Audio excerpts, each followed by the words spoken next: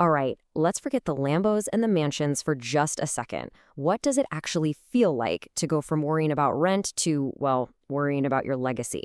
We're about to walk through the real mindset shifts, the hidden problems, and, yeah, the changing sense of purpose as you climb that ladder from zero all the way to $100 million. Let's get into it. So, what is the real difference? You think, hey, adding a zero is just simple math, right? But the psychological gap between having 1 million and having $10 million is honestly way wider and trickier than the one between having nothing and your first million.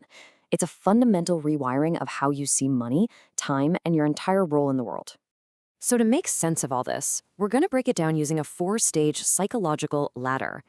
And I want you to think of each rung not just as a bigger bank account. Think of it as leveling up in a video game, where each level demands a whole new version of you with a completely new set of skills and perspectives. So here's our roadmap. We start in survival, just building that foundation. Then we move to comfort, where you finally get to play a little offense. After that comes freedom, and trust me, this is where the rules get complicated. And finally, we reach influence, where you start thinking about the dent you want to make in the universe. Let's start at the bottom. This is ground zero. It's where most of us start. And that climb from zero to your first $100,000, man, it is a grind.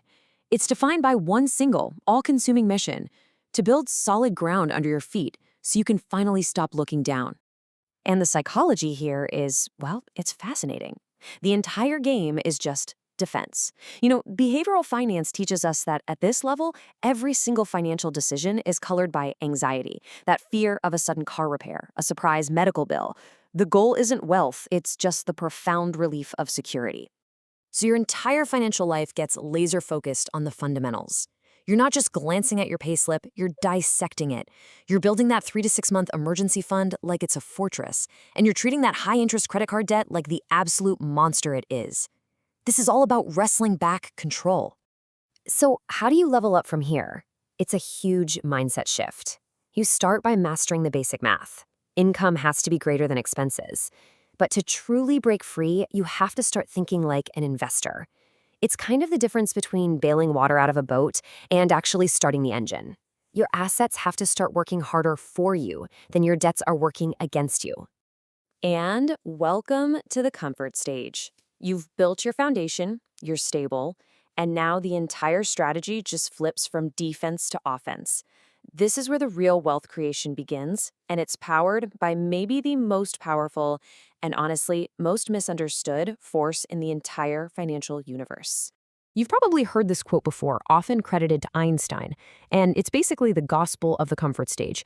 Truly understanding and then harnessing compound interest, that is the secret key to unlocking the next level. You stop just saving your money, and you start sending it out to recruit more money for you.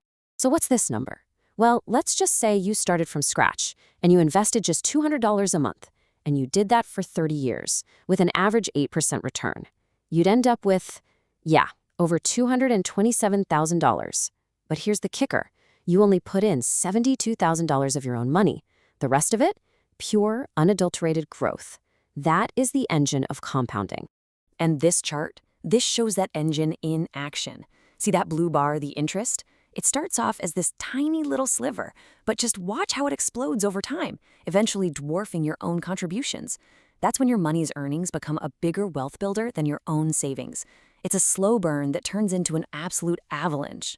So your toolkit gets a major upgrade. You're not just stashing cash anymore. Now you're strategically maximizing your 401k match. You're consistently putting capital into low-cost index funds, and this is crucial. You're putting the whole thing on autopilot. You're building a well-oiled machine that's designed for one purpose: to build your wealth while you sleep. Now, let's see what happens when that machine really gets going. This is it. This is the level everyone dreams of, the millionaire club. You've achieved a serious degree of financial freedom. But here's the secret no one ever tells you.